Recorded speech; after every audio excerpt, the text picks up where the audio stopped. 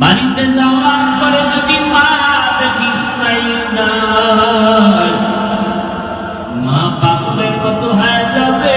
ইসমাইল ইসমাইল বলি, আপনি আমার মাকে সালাম দিবেন আর সান্ত্বনা দিবেন। আমার মা যদি আমার না দেখে কান্না করে, আপনি মায়ের সাথে রাগ করবেন। আমার মাকে সান্ত্বনা দিয়ে বলবেন, ইসমাইল তোমার সালাম পাঠাইছে। আর হাসরের ময়দানে তোমার সন্তানের সাথে মোলাকাত হয়ে যাবে জান্নাতে। আব্বা যান, আমার জবাই করার জন্য উপর করে শোয়া দেন, আপনার চোখে রুমাল দিয়া বাঁধেন। কারণ জবাই করার সময় যদি মায়ার নজর লাগে আর জবাই করতে পারবেন না। আমার হাতে পায়ে রশি দিয়ে বাঁধেন, কারণ জবাই করার সময় যদি হাতে পায়ে নড়াচড়া লাগে আপনার সহ্য বেয়াদবি হবে, আল্লাহ রাগ করবে। ইসমাইল শিয়া বললেন, ইব্রাহিম সুনিয়া ইসমাইলকে জবাই করবে। আল্লাহ অর্ডার করলেন, সুনি আমার ইসমাইলের একটা প্রশ্নের যেন কোনো ক্ষতি না হয়।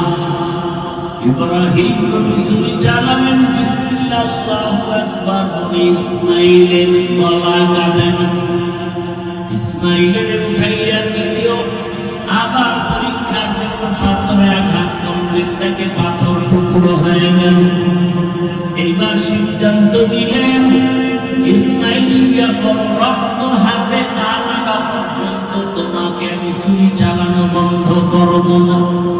কেমন বাবা কেমন সন্তান, আল্লাহর হুকুমের জন্য নিজেদেরকে বিলীন করে দিন। এমন মা, এমন বাবা, এমন সন্তান দুনিয়াতে পাওয়া বড় কঠিন। আজকে অনেক বাবা নামাজ পড়ে, সন্তানরা নামাজ পড়ে কিনা খবর নেই। আবার অনেক সময় দেখি সন্তান নামাজ পড়ে, বাবায় নামাজের খবর নেয় না। সন্তান দাড়ি রাখতে চায়, বাবা দাড়ি রাখাটারে পছন্দ করে না।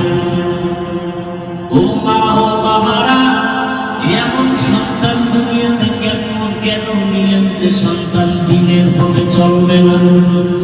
এখনো সময় আছে, তওবা করেন। ইব্রাহিম নবীর মতো বুড়া বাবারাও তৈরি হয়ে যান। জীবনে গুনাহ করবেন না, দাড়ি কাটবেন না, আল্লাহর হুকুম নবীর তরিকা মেনে চলবেন, উলামায়ে কেরামের দোয়া নিয়ে চলবেন। মা বোনদের বলবো, হাজরা আলাইহিস সালামের মতো একজন তেজি না হয়ে যায়। সন্তানটাকে কোরআন পড়নেওয়ালা নামাজি ডাক্তার বানাবেন, ইঞ্জিনিয়ার বানাবেন। নামাজি কোরআন পড়নেওয়ালা ইঞ্জিনিয়ার বানাবেন। সন্তানটারে জেনারেল লাইনে পড়াবেন, আগে কোরআন পড়ায় নামাজি বানায় দেন। ডাক্তার হলো জীবন ধন্য, সন্তানটা ইঞ্জিনিয়ার হলো জীবন ধন্য, ওসিডিসি হবে জীবন ধন্য, এমপি হবে জীবন ধন্য।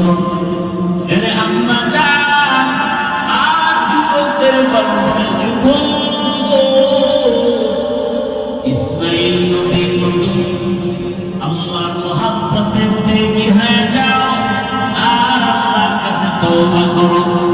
জীবনে কত দাড়ি কাটলাম, পর্দায় চললাম, মোবাইল চালায় না করলাম, আজকে থেকে তওবা করো। মরিয়া গেলে আর দাড়ি কাটবা না, নামাজ ছাড়বা না, মোবাইলে গুনাহ করবা না। মা বাবার দোয়া নিয়া, শিক্ষকের দোয়া নিয়া, উলামায়ে কেরামের দোয়া নিয়া, নবীজির আদর্শ মেনে চলবা। তওবা করার মতো যদি নিয়ত হয়, রব্বিনা তাযার আলাল আরদি মিনাল কাফিরিনা দাইয়ারা, ইন্নাকা ইন তাযারহুম ইউদিল্লু ইবাদাকা ওয়া লা ইয়ালিদু ইল্লা ফাজিরান কাফফারা।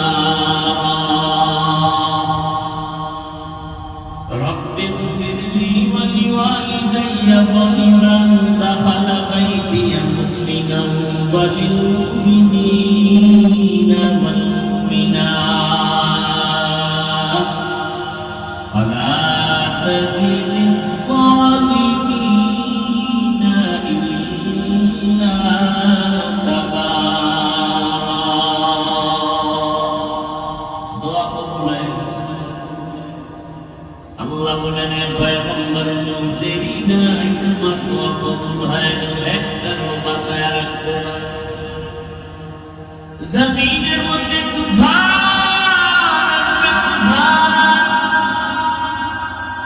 তবে তুমি এবং তোমার 950 বছরের দাওয়াতে যারা কালেমা পড়ল, এদেরকে যদি বাঁচাতে চাও তুমি একটা কিস্তি বানাও।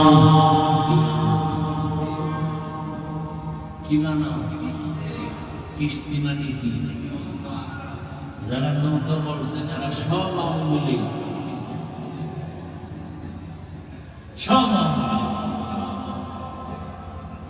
আল্লাহ বললেন কিস্তি বানাও এত বড় যে ওই কিস্তিতে তোমার 40 জন সহ ভিন্ন পশু পাখি একজোড়া হাতি, একজোড়া গরু, একজোড়া ভেড়া, একজোড়া বকরি, এইভাবে একজোড়া মাছ, সবগুলো দুনিয়াতে এমনকি নৌকা আছে যে একজোড়া হাতি নিয়ে 40 জন উঠলে এটা চলবে,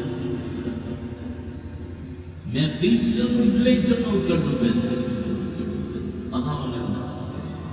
তাহলে কিস্তির পানি নৌকা বলাটা একটা চরম একটা ভুল ব্যাখ্যা। নৌকা কোনোভাবেই বলা যাবে না, বরং এই 40 জন জোড়ায় জোড়ায় জোড়ায় জোড়ায় পশু পাখি উঠানোর মতো একটা জলযানকে জাহাজ বলা যাবে। কি বলা যাবে? তাহলে কি কিস্তি মানে কি? নৌকা বলা যাবে না। যদি কেউ বলে এটা ভুল কথা, ভুল ব্যাখ্যা। বিশাল জাহাজ বানায় দিবে। আল্লাহর অর্ডার এখানে সব উঠবে। তোমার সন্তান একজন ছেলে কেনান উঠে নেই, সে বলছে আমি পাহাড়ের চূড়ায় গিয়ে আশ্রয় নিব। যখন কিস্তি বানানো কমপ্লিট, মুমিন পশু পাখি জোড়ায় জোড়ায় তালা বিশিষ্ট, আল্লাহ তুফান দিলেন, পানি বন্যা, মহাপ্লাবন, পাহাড়ের উপরে পানি, 40 দিন লাগাতার বৃষ্টি, নিচের পানিও বাড়ে, উপর থেকেও পানি বাড়ে, পৃথিবীটা মেচাকার হয়ে গেল, সমতল ভূমিতে পরিণত হয়ে গেল। 40 দিন পরে বৃষ্টি কমে পানিতে টানলো, সব মানুষ মরে গেল। কিস্তি যদি পাহাড়ে গিয়ে দাঁড়ালো, ওখান থেকে সব নামলো, নতুন করে জমিন আবাদ শুরু হলো। এজন্য নূহ নবীকে বলা হয় দ্বিতীয় জাতির পিতা, দ্বিতীয় আদি পিতা। আবুল বাশারে সানি, প্রথম আবুল বাশার আদম, দ্বিতীয় আবুল বাশার নূহ। আল্লাহ পাক নূহ নবীকে দিয়া জমিনকে নতুন করে আবাদ করলেন। ওই 40 জনের কোন সন্তানাদি আর হয় নাই। আল্লাহ নূহ নবীর 3 সন্তান দিয়া এই জমিন সাজালেন। সাম, হাম, ইয়াফাস, এই 3 সন্তান দিয়া দুনিয়া সাজল। এই সাম, হাম, ইয়াফাস, ঐতিহাসিকরা লেখেন সামের বংশে নূহ নবীর বিদায়ের 1000 বছর পরে আসলেন ইব্রাহিম আলাইহিস সালাম। আমার ঘটনা হজের মাস শুরু হবে তো, কোন কুরবানি নিয়ে আলোচনা ইব্রাহিম নবীর ভূমিকাটা নিয়েছে।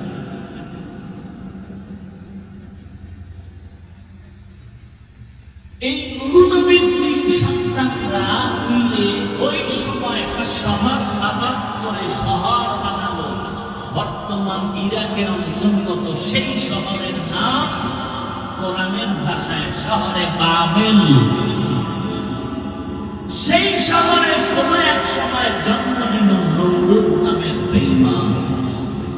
বড় হয়ে গেল, ক্ষমতা নিয়ে করলো জুলুম। জুলুমের এক পর্যায়ে নমরুদ দেয়া স্বপ্ন দেখে একটা আগুন উঠে পুরা বাবেলকে জ্বালায়া ছাই করে দিতেছে। কাজ না করে ভয়ে উঠা গণকদের ডাকে, কি দেখলাম? গণকরা বলে, তোমার শনি দেখছো? শনি বলে, তা কি? বলে, পুত্র সন্তান আসবে, তোমার খোদাগিরি সব ধ্বংস করে দিবে। সেই সন্তানকে কে?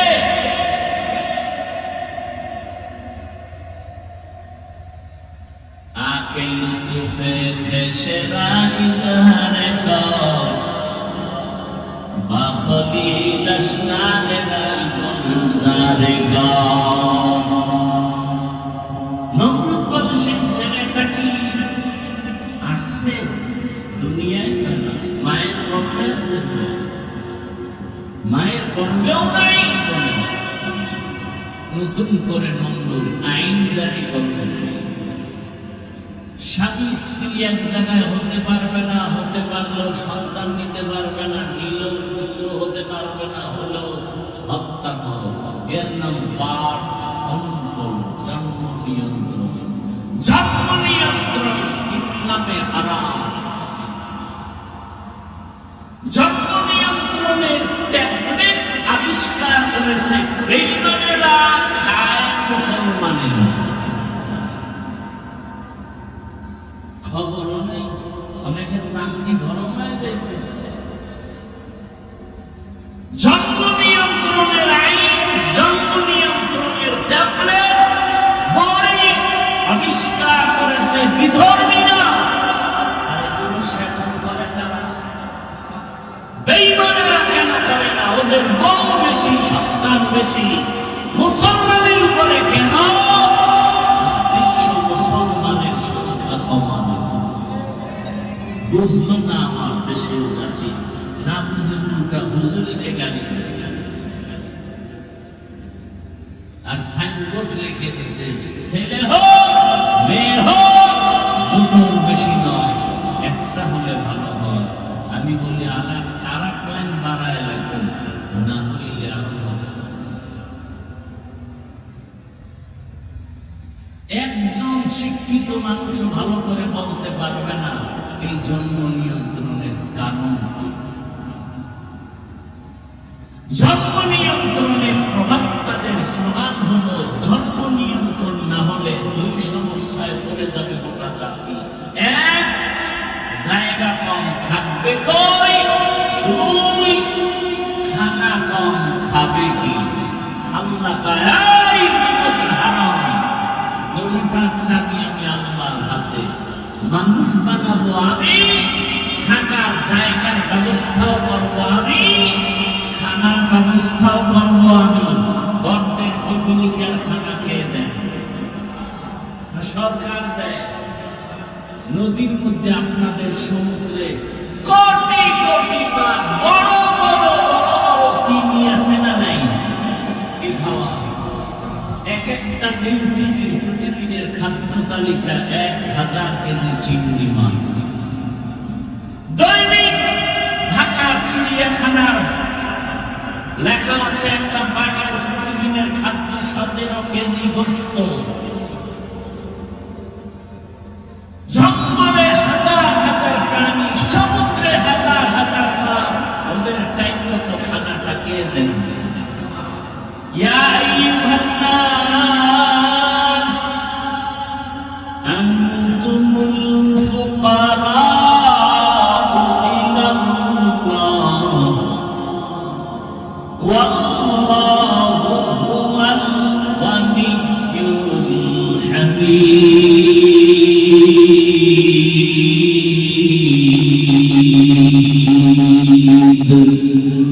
bertawakul mengunihan sebuah syam mirasanan restu azlamakam juzbah haji zemahat insojam zleku amasti terjumlah আল্লাহ বলেন, মানুষ তোমরা সবাই ফকির, আমি আল্লাহ শুধু ধনী। আমি আল্লাহ শুধু ধনী না, প্রশংসিত ধনী। দুনিয়ার সব ধনীদের বদনাম আছে, আল্লাহ এমন ধনী যার বদনাম।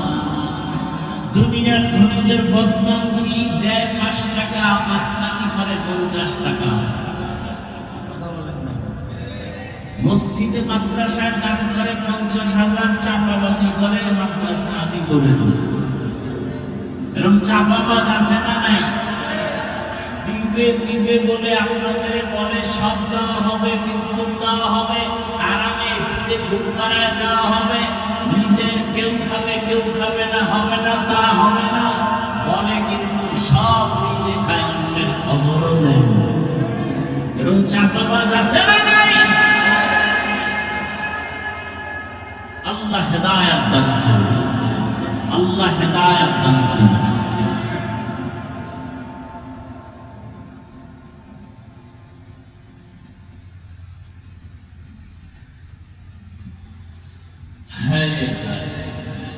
জঙ্গলের প্রাণীর খানা আল্লাহ দেন, নদীর মাছের খানা আল্লাহ দেন, গর্তের পিপিলিকার খানা আল্লাহ দেন, উড়ন্ত পাখির পেট ভরায় খানা কে দেন?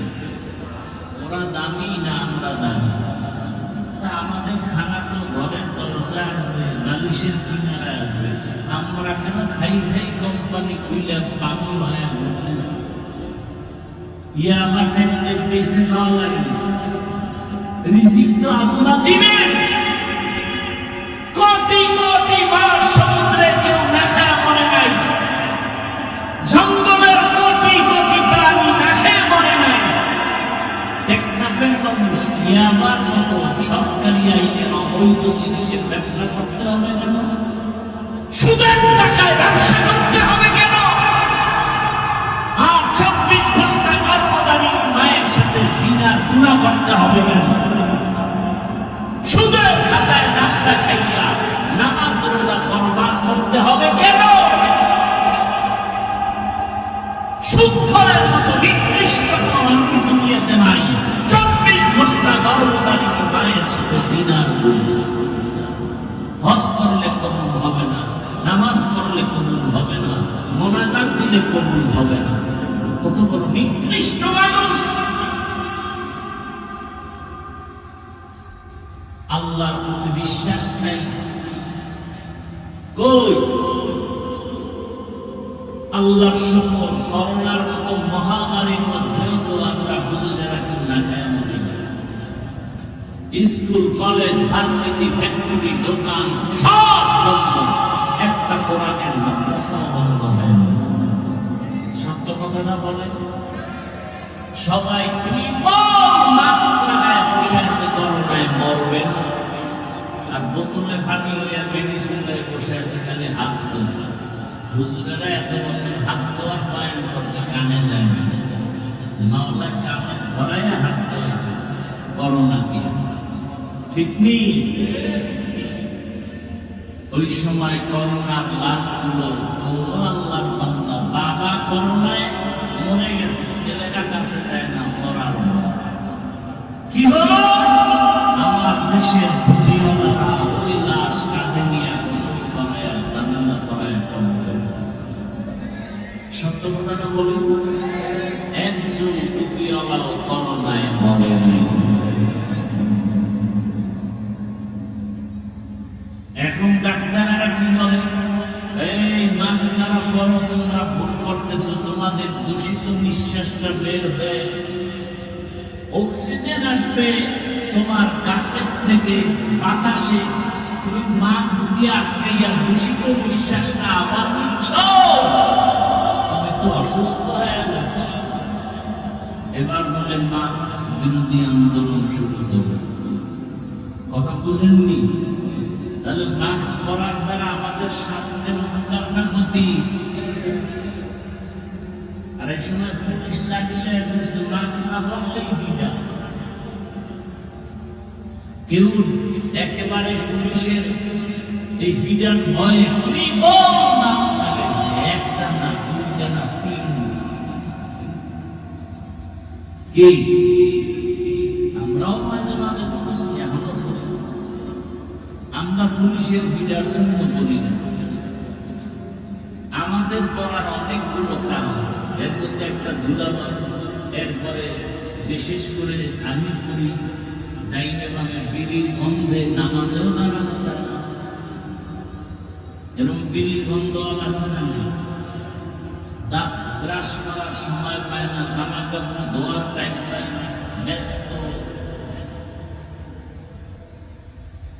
প্রস্রাব করে পানি পায় না। এর শরীর থেকে কি পরিমাণ মিষ্কের ঘ্রাণ আসবে তা তো বলা অপেক্ষা রাখে না।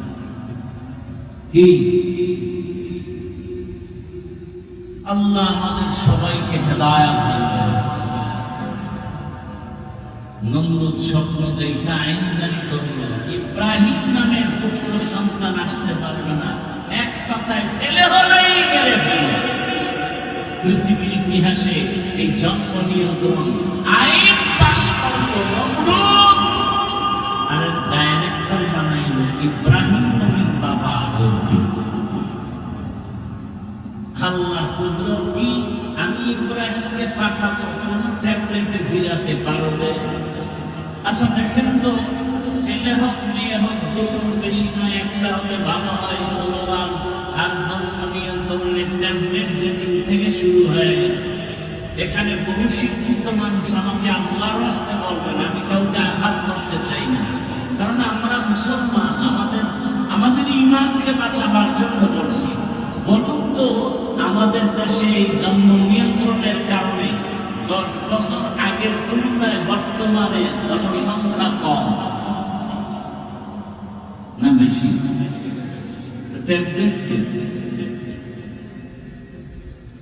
সব পরিবার পরিকল্পনা, চাকরিজীবীরা মানুষের সামনে সেবা দিচ্ছে জন্মকে কন্ট্রোল করার জন্য। 10 বছর আগের তুলনায় মানুষ কমছে না বাড়ছে? ট্যাবলেট স্লোগান কই, ছেলে হোক মেয়ে হোক দুটো বেশি নয়, একটা হলে ভালো হয়। আল্লাহ কয় আমার সাথে চালাকি, ওয়াম্মা কারুল্লাহ ওয়াল্লাহু খায়রুল মাকিরিন।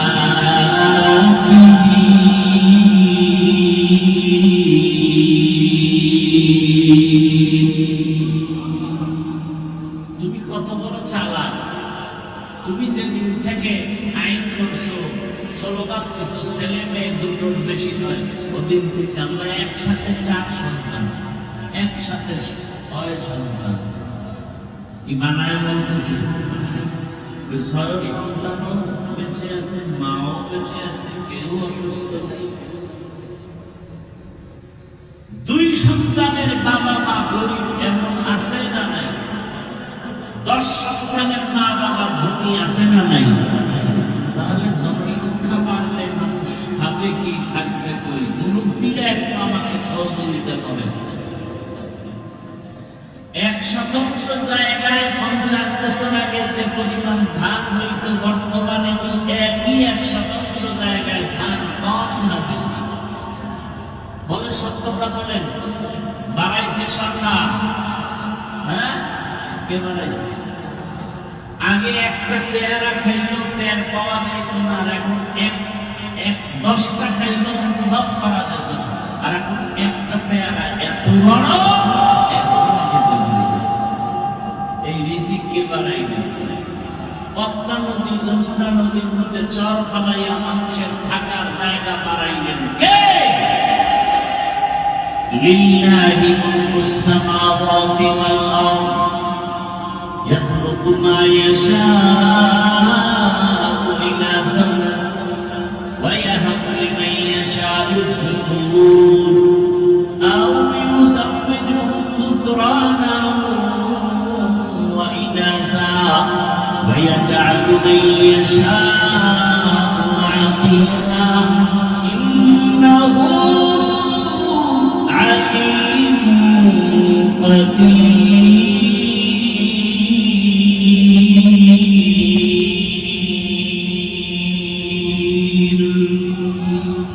আসমান জমিনের ক্ষমতা কার হাতে?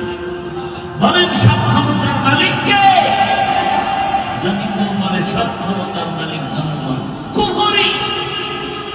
আল্লাহ কোরআনের সাথে মিথ্যাগুলি প্রদর্শন করা। সকল ক্ষমতার মালিক কে?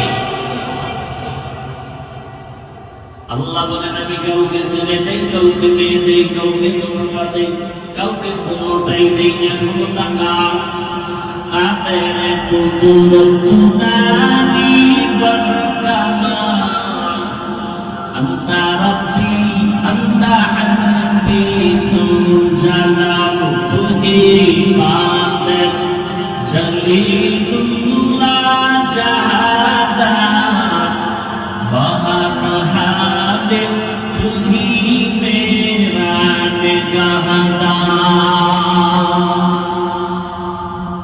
আল্লাহ কয় আমি ইব্রাহিমকে পাঠাবো, নমরুদকে আসতে দিব না। কাঠটা টিকবে, টিকলো কাঠটা।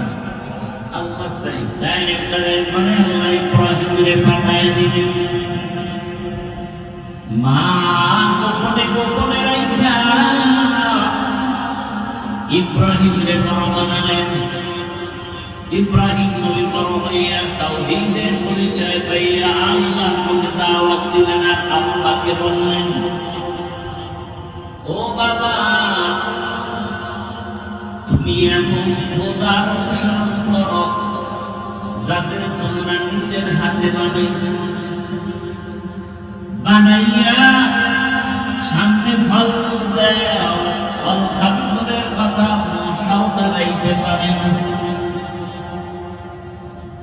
এমন খোদার অনুসরণ কেন করো? তোমারে আমার যিনি বানাইছি সে আল্লাহর ইবাদতের দিকে আগায়া যাও। নমরুদের দাওয়াত দেয়, বাবার মাথা গরম, নমরুদের মাথা গরম। আল্লাহ তাআলা ইব্রাহিম নবীর উপরে পরীক্ষা দিয়া দিলেন। একের পরে এক কঠিন পরীক্ষা আসতেছে। যার ইমান যত তাজা তার পরীক্ষা তত কঠিন। যেই ছাত্র যত ভালো তার প্রশ্ন তত কঠিন। পয়গম্বর ইব্রাহিমকে দুনিয়া থেকে বিদায় দেওয়ার জন্য নমরুদ আগুনে কুণ্ডলী সাজানো, আগুনে পুড়িয়ে মেরে ফেলবে। বিশাল অগ্নিকুণ্ড। বাঁচানোর মালিককে আল্লাহ যদি হেফাজত করেন কেউ মারতে পারে না। তাকায় দেখছে গত রমজানের ঈদের সময় কত মানুষ মরে গেল। গাড়ি পানির মধ্যে চলে গেল, একটা ছোট বাচ্চা সাঁতার কেটে উপরে এসে কান্না করে, আমার আম্মু গাড়ির মধ্যে আটকা, পানির মধ্যে বাঁচাও।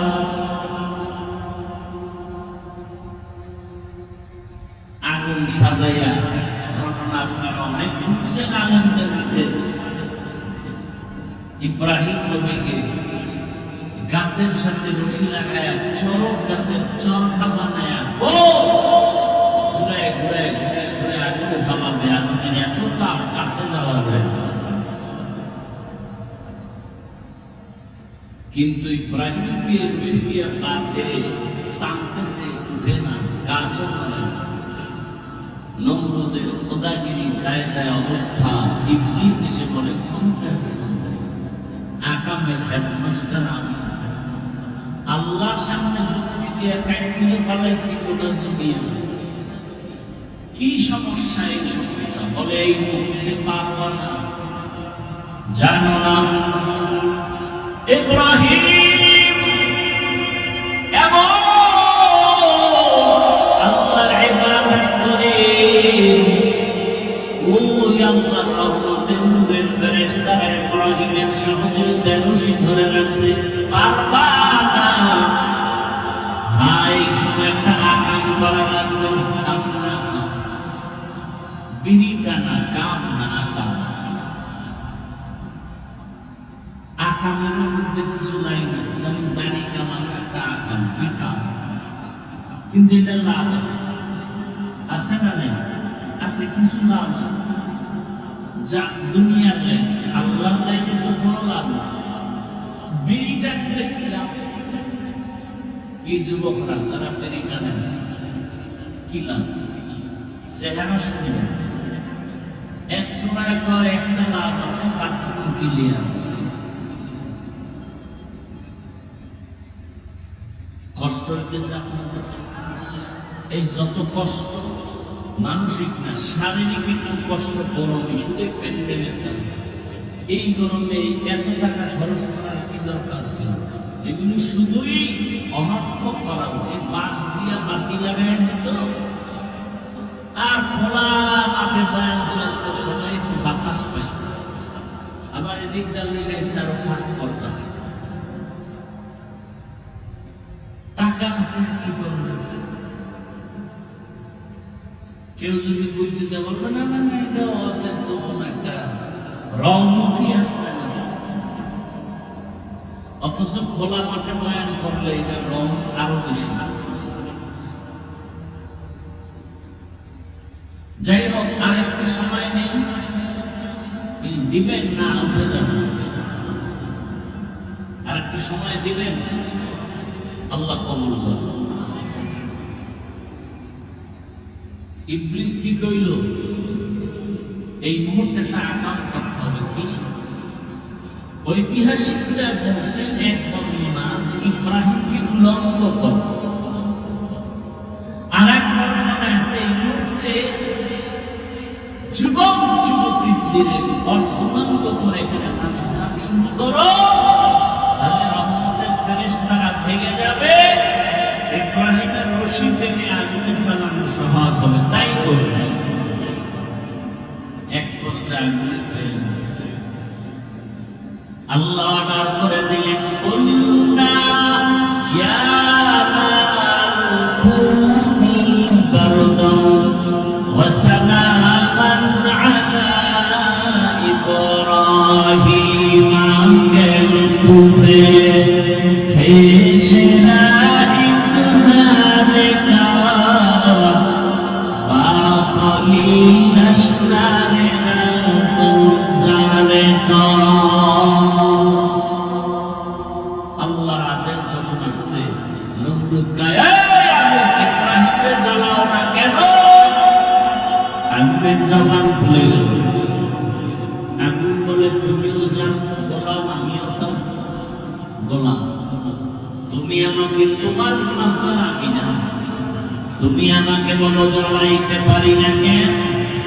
আমার মালিক বলে, খবরদার ইব্রাহিমের একটা প্রশংসা না জ্বলে। আল্লাহ রুটিন জারি করে দিলেন, ঠান্ডা হও।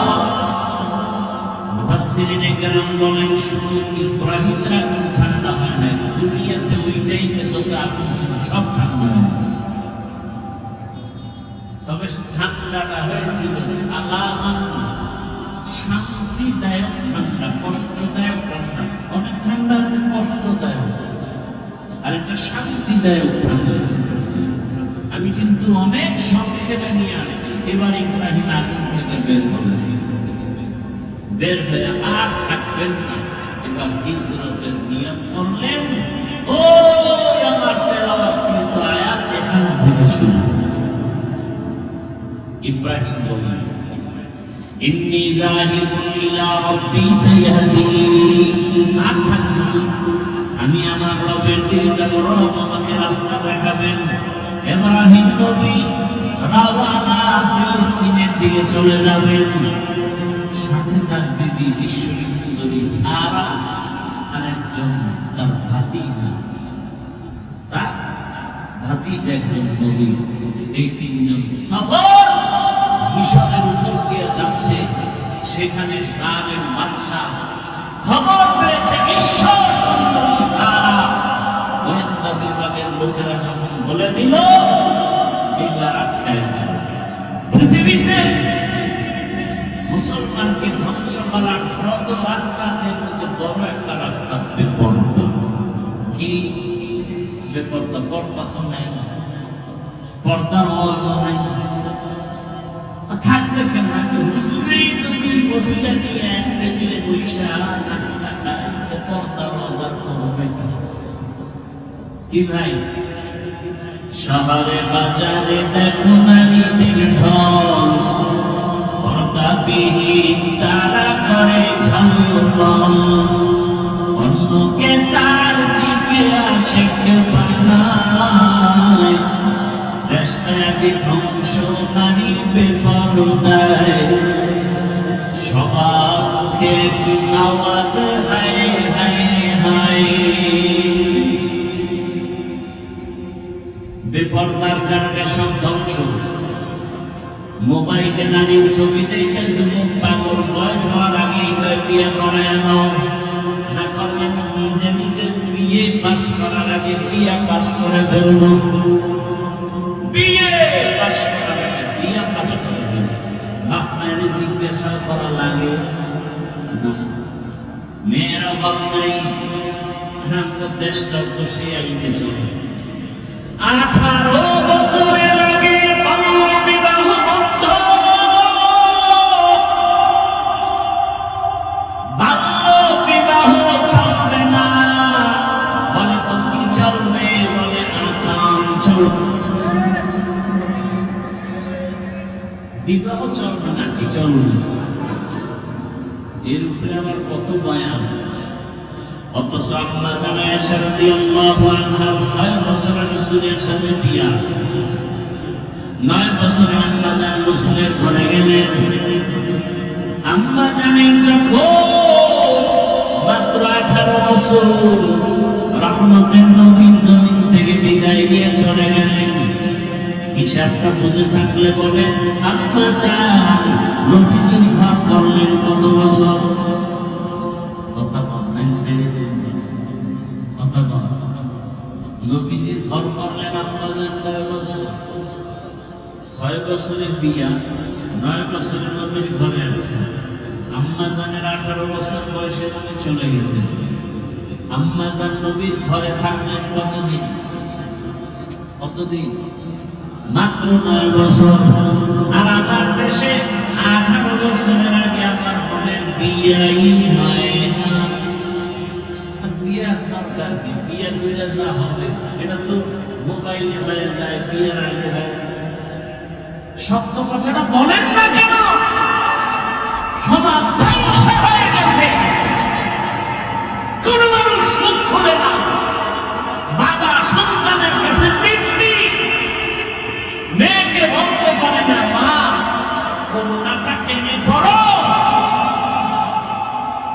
মেয়ে যদি মামলা করে আমার বাবা আমার উপরে জোর করে পর্দা করতে চায়, সাথে সাথে মামলায় বাবাকে ফাঁসাই দেন। খবর আছে আপনাদের? আল্লাহ হেদায়েত দান করুন। রাগ করতেছেন আপনারা? আমরা এই সঠিক কথাগুলো আপনাদেরকে সতর্কমূলক না বললে কে বলবে? বলবে আল্লাহ আলেম তো কমে যাচ্ছে, ক্ষমতার চেয়ার পাওয়ার লোভে হক কথা বন্ধ, গোপনে গোপনে টাকা পাওয়ার লোভে হুজুর মাওলানা হক কথা বলেন, ব্যবসা ঠিক রাখার জন্য হক কথাটা বলেন। আছে না নাই?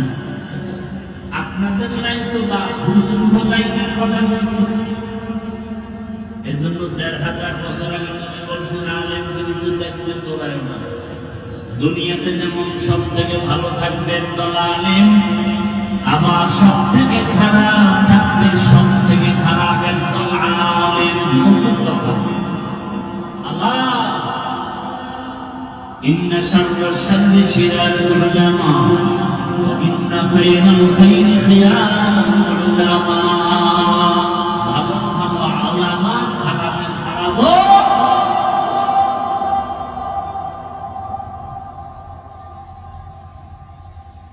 পয়গম্বর ইব্রাহিম হিজরতের জন্য রেডি হয়ে গেলেন। ওই জালেম মিশরের বাদশা খবর পাইয়ে সারাকে নিয়ে গেল জোর জোর। পয়গম্বর কাছে বলেন, হে মালিক, আমার স্ত্রীর উপরে ইজ্জত নষ্ট করবে, আমি কেমনে সহ্য করি? আল্লাহ কয়, হয় নাই, আমি তো অন্তর চোখ খুলে দিব, যাবেন তার সামনে নিয়ে তোমার বিবির সাথে যা করবে তুমি এখানে বসে অন্তর চক্ষু দিয়ে সব দেখবা। জানেন সুন্দরী দেখা পাগল যখন হাতটা বাড়াইতে চাইল, সাথে সাথে হাতটা পাকা হয় না। এইভাবে তিনবার, শেষবারের মতো করে, মহিলা তোমার মধ্যে এমন কি পাওয়া যে আমি হাত বাড়াইলে পাকা হয়ে যায়? জবান বন্ধ, তুমি আমার দোয়া করছো, আমার হাত দাও। এই পাওয়ার আমার পাওয়ার নাই তো, আমি এতটুকু পাওয়ার আছে যে আমি একজন নবীর স্ত্রী। তাই বলে কে সে নবী? কোথায়? গাছতলা। লোক পাঠালেন, ডেকে আনলেন, সম্মানের সাথে ক্ষমা চাইলেন, মেহমানদারি করাইয়া জানতে চাইলেন বিশ্ব সুন্দরী পাইলে সন্তান কয়টা পেয়েছেন? এই পুরা বয়সে একটাও পাইনি। ফাতেমা হাজরা নবীর মেয়েটাকে হাদিয়া দিলেন। বিবি সারার অনুমতি সাপেক্ষে বিবাহ করে ফেললেন পয়গম্বর ইব্রাহিম। বিবাহ করার পরে দোয়া করলেন, রব্বি হাবলি মিনাস সালিহিন, ও দয়ার মালিক নেককার একটা সন্তান আমাকে দাও। আল্লাহ তাআলা আমার কাছে চাইলে আমি ফিরাই না। সন্তান আল্লাহর কাছে চাও, 10টা ছেলে হয়ে লাভ কি যদি বাবার ইজ্জত নষ্ট করে ফেলে? এক সন্তান যথেষ্ট যদি বাবার ইজ্জত রক্ষা হয়। কথা ঠিক না? আল্লাহর কাছে চাইতে হবে, চাইলেই হবে না। আরে গাছ না লাগায় ফল চাইলে হবে? ভালো গাছের ফল লাগান, ভালো ফলের গাছ লাগায় ফল চাবেন, আল্লাহ দিবেন। ভালো একটা পান ঘরে আনার পর আল্লাহর কাছে দোয়া করবেন, আল্লাহ ভালো সন্তান দান করবেন। ভালো না ঘরে আছেন, আপনি তো ঘরে আছেন দানা কাটা করি, কি করি? দানা কাটা করি, এইসা দানা কাটে, এই সেই স্বামীরে কয় তোর মায়ের দানা ভালো না, তোর বাবার দানা ভালো না, ঘর বাড়ি ছেড়ে চল টেকনাফ শহরে কক্সবাজারে ফেলার তুলাম। আমাদের মেয়ে মেয়ে কয়েকদিন খাইয়ে ঘুরে ফিরে পাখির মতো তোর দানাও ভালো, হিজরত করে ভেবে কি বানায় বলছে, এখন চলে না, চলে না। আল্লাহ হেদায়েত দান করুন। দানা কাটা করি তো ফলাফল পাবো। পয়গম্বর ইব্রাহিম দোয়া করলেন, নবীর দোয়া সাথে সাথে কবুল হয়ে গেছে।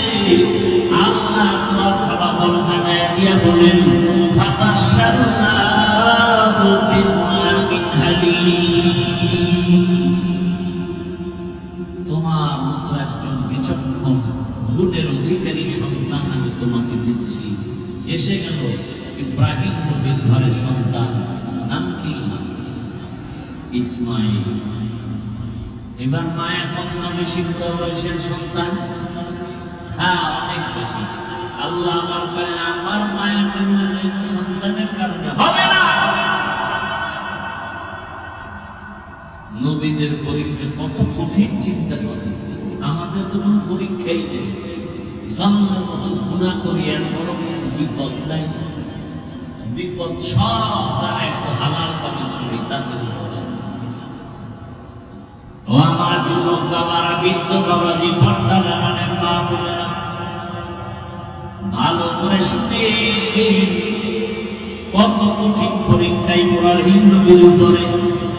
আল্লাহ বলে দিলেন, ও ইব্রাহিম, আমার মায়ের মহব্বতের ঘাটতি ঘটানো যাবে না। জলদি করে যাও, তোমার এই স্ত্রী হাজেরা আর ইসমাইল শিশুকে নিয়ে বাইতুল্লাহর কিনারায় ওখানে জঙ্গলে নির্বাসনে রেখে এসো। কেন? কোনো কেন নাই।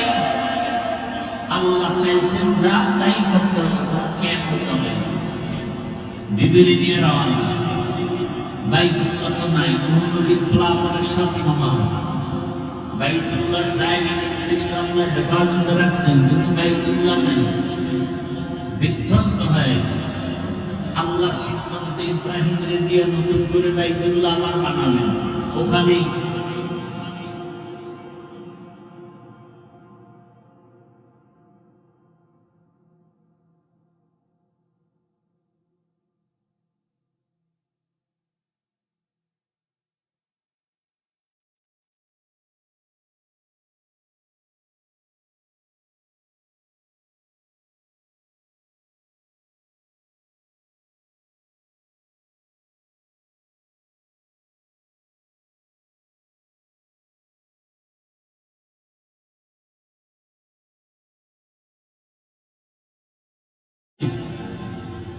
এমন এক বিপদের জায়গায় রেখে আপনি যে কোথায় যান বাড়ি, আমাদের এখানে কেন রেখে যান? ইব্রাহিম নবী তেমন কোন জবাব দিচ্ছেন না, ভাবতেছেন। মা হাজেরা তো তেমন, যেমন নবী তার তেমন স্ত্রী। এক পর্যায়ে বলে, ও স্বামী আমার, এটা কি আমার এখানে রেখে যাওয়া আপনার ইচ্ছা নাকি মালিক আমার রবের ইচ্ছে? ইব্রাহিম নবী ইশারায় জানায় দিলেন, আমার ব্যক্তিগত ইচ্ছা না, রবের ইচ্ছায় রেখে গেলাম। মা হাজেরা দেরি না করে একথাটা শুনি না, সাথে সাথে 2 ফোঁটা চোখের পানি ছেড়ে কান্না শুরু করলেন। ঐতিহাসিকরা লেখছে, মা হাজেরা কান্না করেন, আর বাবা স্বামী আমার, আল্লাহ যদি বলে থাকে এখানে কোনো কোশ্চেন নাই, প্রশ্ন নাই, আমাদের জন্য আপনি দোয়া করবেন। আর মাঝে মাঝে সময় পেলে আমি হাজেরাকে দেখারও দরকার নেই। মাঝে মাঝে শিশু ইসমাইল এসে দেখে যাবে, আমি একটা মহিলা মানুষ, মানুষ নাই, জঙ্গল, পানি নাই, খানা নাই, কষ্টের জায়গা, সামান্য একটু পানি 2-3 দিনের বেশি থাকবে না। আমি হাজেরাকে আপনারা দেখলাম, মাঝে মাঝে আইসা শিশু ইসমাইলের দেখে ইব্রাহিম নবী বিদায় হয়, কোন কথা নাই, আমার মালিকের হুকুমের সামনে কোন সহযোগিতা চলবে না, ভিন্ন কোন আওয়াজ চলবে না। এবার ইব্রাহিম চোখের পানি ছেড়ে সাফা পাহাড়, মারওয়া পাহাড়ের মাঝখান থেকে নামানো, পাহাড়ের উপরে উঠে নিচে নামলেন। নিচে নাই না উঠে পিঠ থেকে নামিয়া ইব্রাহিম নবী হাত উঁচু করে আমার মালিকের দরবারে দোয়া করা শুরু করলেন। এমন জায়গায় বসে নির্জনে দোয়া করেন যেখানে সন্তান নাই, হাজেরাও নাই, হাজেরা পাহাড়ের ওই পাশে। আল্লাহ দোয়ার কথা কোরআনে বলেছেন, ইব্রাহিম দোয়া করেন, রব্বানা ইন্নী আসলামতু মিন যুররিয়্যাতি বিওয়াদিন গায়রি যী যার'ইন ইনদা বাইতিকাল মুহাররাম রব্বানা লিয়ুকিমুস সালাতা ফাজ'আল আফইদাতান মিনান নাসি তাহদি ইলাইহিম ওয়ারযুকহুম মিনাস সামারাতি রিজকান লাকুম। ইব্রাহিম নবী দোয়া করলেন, হে মালিক, আমার জীবনের শেষ সন্তান, আমার আদরের বিবিরে তোমার হুকুমে এখানে রেখে যাই, তোমার কাছে দোয়া করি, হে মালিক, কুদরতে তুমি রিজিকের ব্যবস্থা করে দাও, ফলের মাধ্যমে তোমার শুকর আদায় করো। ও দয়ার মালিক, নামাজ আদায় করবে, খানার আয়োজন করে দাও, ফলের মাধ্যমে বাসস্থানের ব্যবস্থা করে দাও। ইব্রাহিম নবী বিনয়ের সাথে কান্না করে করে দোয়া করলেন, সন্তানের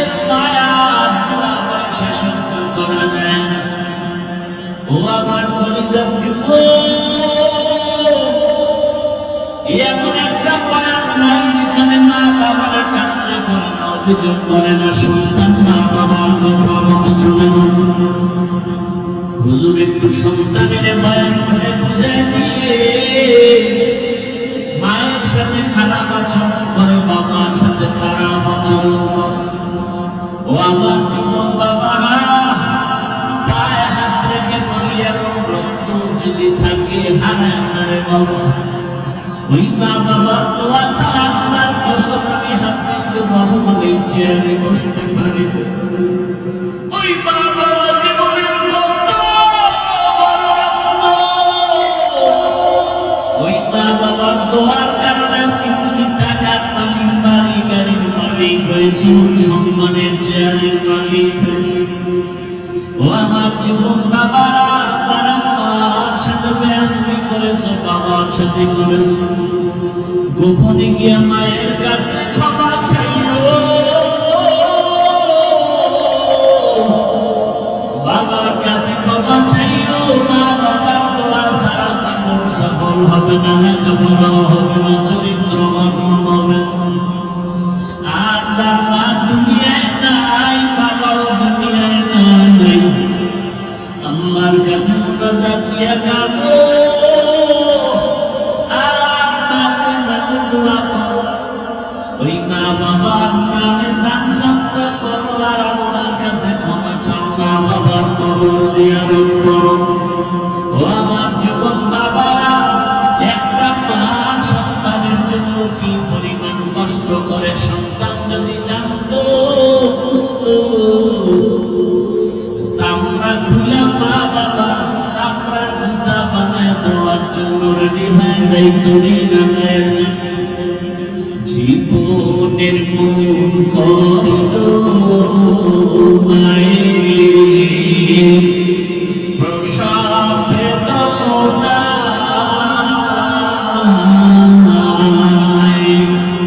সাত আসমান সাত জমিন তখন মায়েরই মাথায়। জীবনের মূল কষ্ট মায়ের প্রসব বেদনায়, সাত আসমান সাত জমিন তখন মায়েরই মাথায়। আমার সুন্দর মুখ দেখে মায়ের, আমার সুন্দর মুখ দেখে মায়ের, ব্যথা যায় গায়ে হাসাইয়া। ও আমার প্রাণের মা, গো মা, কোথায় গেলে মোরে ছাড়িয়া, জনম দুঃখী ইয়াতীম আমি, চাই না কেহ ফিরিয়া।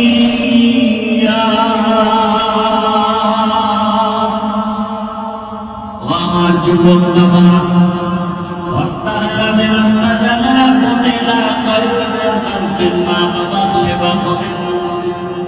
ও ঘরের মা, আপনার পুরা মা বাবা যদি থাকে সেবা করবে। অনেক মায়ের খবরে মন্দানি, স্বামীর ঘরে যাওয়ার পরে আর মা বাবার খেদমত করে না, খবরও নেই। এমনটা যেন না হয়। ওরে নিজের মা বাবা যদি কবরে চলে যায়, ও পর্দার মা, শ্বশুর শাশুড়ির খেদমত করি। শ্বশুর শাশুড়ি যদি দোয়া করে, আপনার দুনিয়ার জীবন ধন্য হবে, হাসরের ময়দানে সম্মানের চেয়ার পাবে।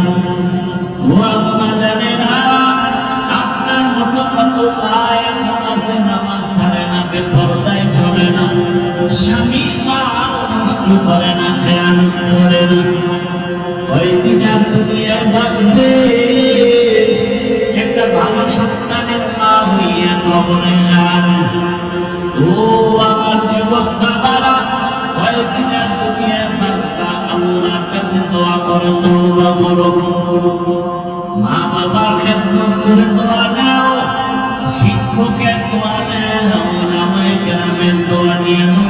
তরিকা মেনে চলো।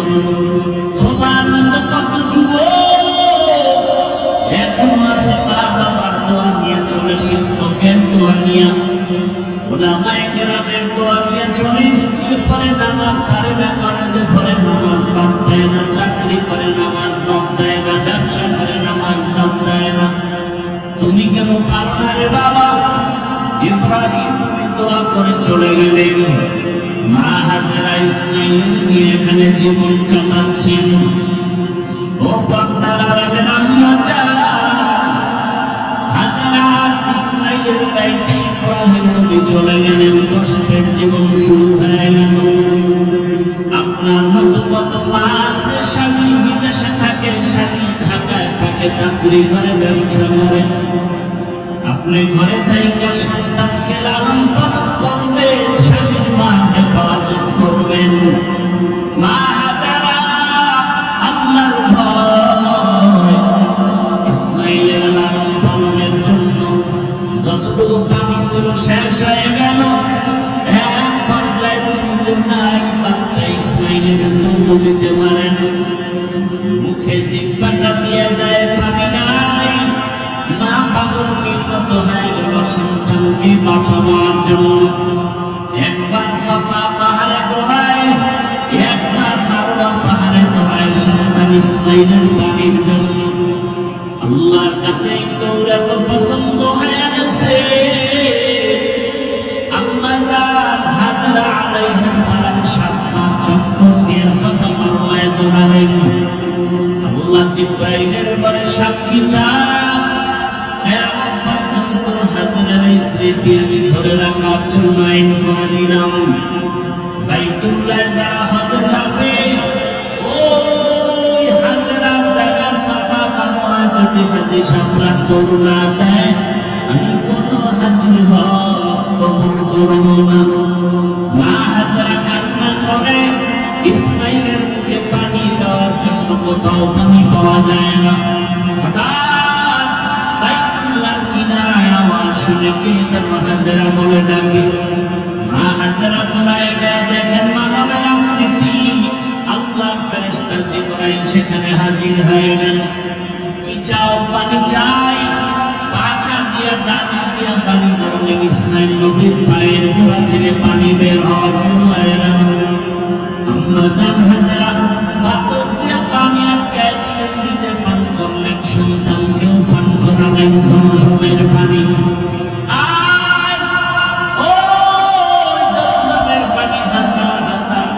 মিলিয়ন বিলিয়ন বিলিয়ন পানি লিটার হাজি সাহেবরা নেয়, জমজমের পানি বাড়েও না কমেও না।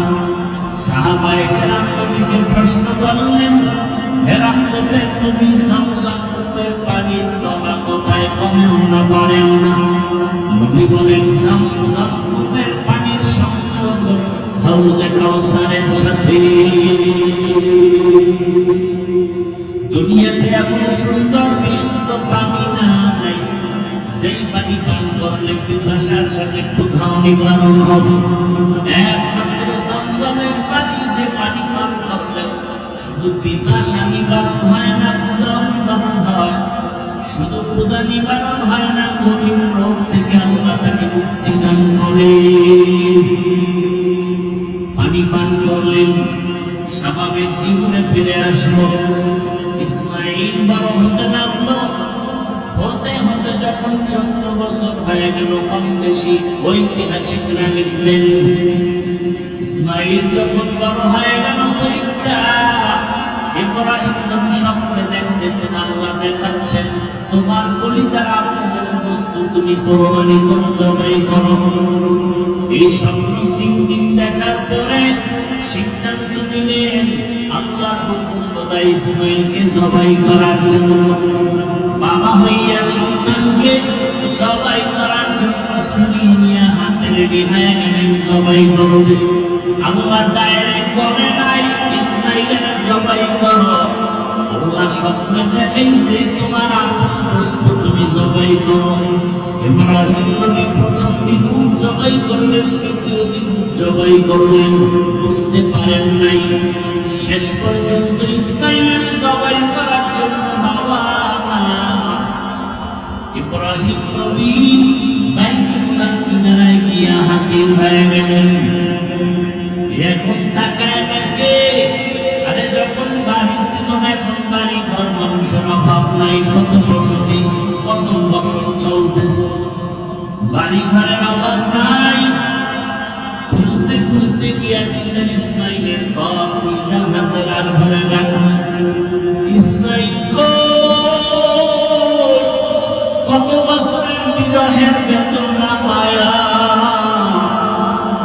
একটা সন্তান বিদেশ থাকে, ওই সন্তান জানে না যে মা কোরবানির গোশত মুখে দেয় না সন্তানের চিন্তায়। অন্যদের মা গোশত পাকায় পাকায় খাওয়ায়, কিন্তু নিজে খায় না, সন্তানের মায়ায় পড়ে আছে। আমি যদি ভালো খাই, আমার সন্তানটা না জানি না খেয়ে কষ্ট পাচ্ছে। মা পাগলের মতো থাকে, ঢাকায় থাকলে মা বারবার বলে একটু বাড়ি আয়, কোরবানির সময় গোশত খেয়ে যাও, মা তোমার সারা খেতে পারি। একটা মা সন্তানের জন্য এত পাগল, সন্তান যদি বুঝতো জীবনে মায়ের চোখেতে তাকাইয়া রাগ মেজাজ দিয়ে কথা বলতো। অথচ কত মায়ের কলিজায় ব্যথা, সন্তান মাকে কষ্ট দেয়, কথা শুনে না। ও আমার কলিজার যুবক বাবারা, ওই মায়ের দোয়া নিতে চাইলে বিনয়ের সাথে ক্ষমা চাইলে তওবা করো। মা হাজেরা ঘরের মধ্যে ইসমাইল খেলতেছে, ইসমাইলের ঘরের মধ্যে নিয়ে বহুদিনের বিরহের বেদনার কান্না, হাজেরার চোখে পানি, ইসমাইলের চোখে পানি, বাবার চোখে পানি। ইব্রাহিম নবী বলে, হাজেরা দেরি করা যাবে না, তাড়াতাড়ি রেডি করে দাও, ইসমাইলের নিয়ে মালিকের দাওয়াতে যাব। মা হাজেরা বুঝতে পারেন নাই কোথায় জানি দাওয়াতে যাবে, দুনিয়ার কোনো মালিক, দুনিয়ার কোনো বাদশা দাওয়াত দিছে, আসল মালিক আল্লাহ দাওয়াত দিছে। ইব্রাহিম নবী হিকমতের কথা ঘুরায় করলেন, মা হাজেরা বুঝতে পারলেন না। সুন্দরভাবে সাজাইয়া গোসল করায় যখন ইসমাইলের বাবার হাতে তুলে দিল, বাবার সামনে যায়, ইসমাইল পেছনে যায়। কোরবানির জায়গা বর্তমান কিনা বাজার, যখন এখন সেখানে কোরবানি প্রশ্ন তুলে দিল, ইসমাইলের ওখানে নিয়া এবার 14 বছরের সন্তান ইসমাইলের বাবা ডাক দিয়া কয়, ইয়া আবাতি ইয়া বুনাইয়া ইন্নী আরা ফিল মানামি আন্নী আযবাহুকা ফানজুর মাযা তারা। ও আমার কলিজার সন্তান, আমি স্বপ্ন দেখলাম তোমারে জবাই করতেছি, তোমার কি মতামত? দেরি নাই, সাথে সাথে ইসমাইল বলতেছে, ইয়া আবাতি ফাআল মা তুমার সাতাজিদুনি ইনশাআল্লাহু মিনাস সাবিরিন।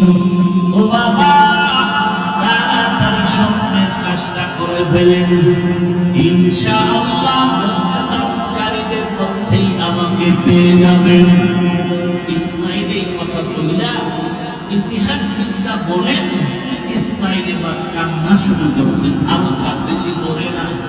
আবার যদি জবাই না হয়, আল্লাহর কাছে কি জবাব দেব? বিনয়ের সাথে বললেন, কান্না জড়িত কণ্ঠে, বাবা এই কথা যদি আমাকে বাড়িতে বলতে, আমার দক্ষিণী মা এত কষ্ট করে আমাকে বড় বানাইলেন, লালন পালন করলেন, আপনি ছিলেন না, ওই মায়ের কাছ থেকে একটু বিদায় নিয়ে আসলাম। যদি বাড়িতে বসে বলতেন, বলেন না দুঃখ নাই, বাড়িতে যাওয়ার পরে যদি মা দেখি ইসমাইল নাই, মা পাগলের মতো হয়ে যাবে, ইসমাইল ইসমাইল। আপনি আমার মাকে সালাম দিবেন, সান্ত্বনা দিবেন। আমার মা যদি আমার না দেখে কান্না করে, আপনার মায়ের সাথে সাথে রাগ করবে, আমার মাকে সান্ত্বনা দিয়ে বলবে ইসমাইল তোমার সালাম পাঠিয়েছে, আর হাসরের ময়দানে তোমার সন্তানের সাথে মোলাকাত হয়ে যাবে জান্নাতে। আব্বা যান আমার জবাই করার জন্য উপর করে শোয়া দেন, আপনার চোখে রুমাল দিয়ে বাঁধেন, কারণ জবাই করার সময় যদি মায়ার নজর লাগে আর জবাই করতে পারবেন না। আমার হাতে পায়ে রশি দিয়ে বাঁধি, কারণ জবাই করার সময় যদি হাতে পায়ে নড়াচড়া লাগে আপনি সত্য জ্ঞানী হবে, আল্লাহ রাগ করবে। ইসমাইল শিয়া বললেন, ইব্রাহিম শুনে নিয়া ইসমাইলকে জবাই করলেন। আল্লাহ অর্ডার করলেন, শুনি আমার ইসমাইলের একটা ফসলের যেন কোনো ক্ষতি না হয়। ইব্রাহিম শুনি চালালেন, বিসমিল্লাহ আল্লাহু আকবার বলে ইসমাইলের গলায় কাটেন। ইসমাইলের উঠাইয়া দ্বিতীয় আবার পরীক্ষার জন্য পাথরে আঘাত করলেন, তাকে পাথর টুকরো হয়ে গেল। এইবার সিদ্ধান্ত নিলেন ইসমাইল শুয়া রক্ত হাতে না লাগা পর্যন্ত তোমাকে আমি ছুরি চালানো বন্ধ করব না। কেমন বাবা কেমন সন্তান, আল্লাহ হুকুমের জন্য নিজেদেরকে বিলীন করে দিলেন। এমন মা এমন বাবা এমন সন্তান দুনিয়াতে পাওয়া বড় কঠিন। আজকে অনেক বাবা নামাজ পড়ে সন্তানরা নামাজ পড়ে কিনা খবর নাই, আবার অনেক সময় দেখি সন্তান নামাজ পড়ে বাবায় নামাজের খবর নেই। সন্তান দাড়ি রাখতে চায়, বাবা দাড়ি রাখাটারে পছন্দ করে না। ও মা ও বাবারা, এমন সন্তান দুনিয়াতে কেন নিলেন যে সন্তান দিনের পথে চলবে না? এখনো সময় আছে, তওবা করেন। ইব্রাহিম নবীর মতো বুড়া বাবারাও তৈরি হয় না।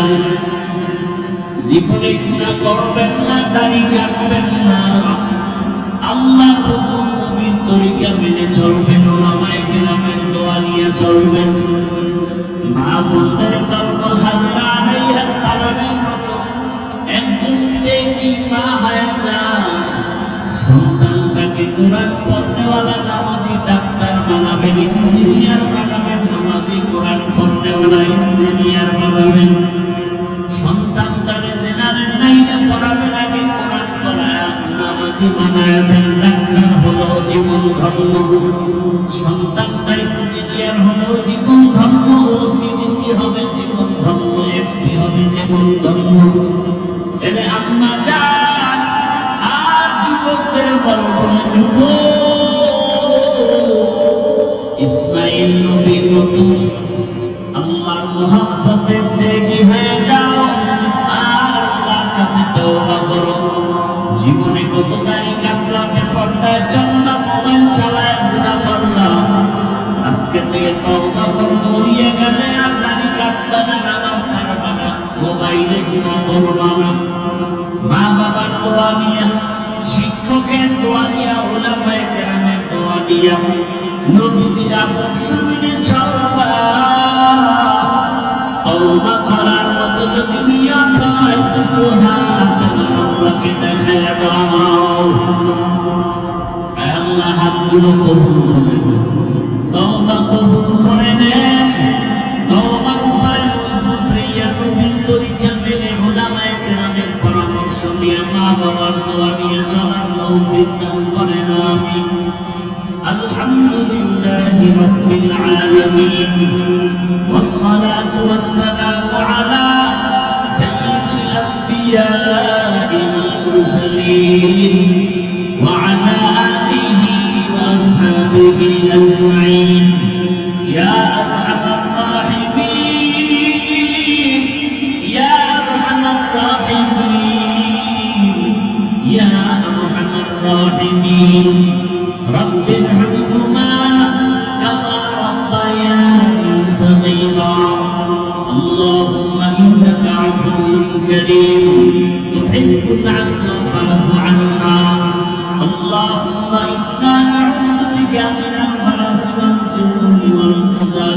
السيء الأسقام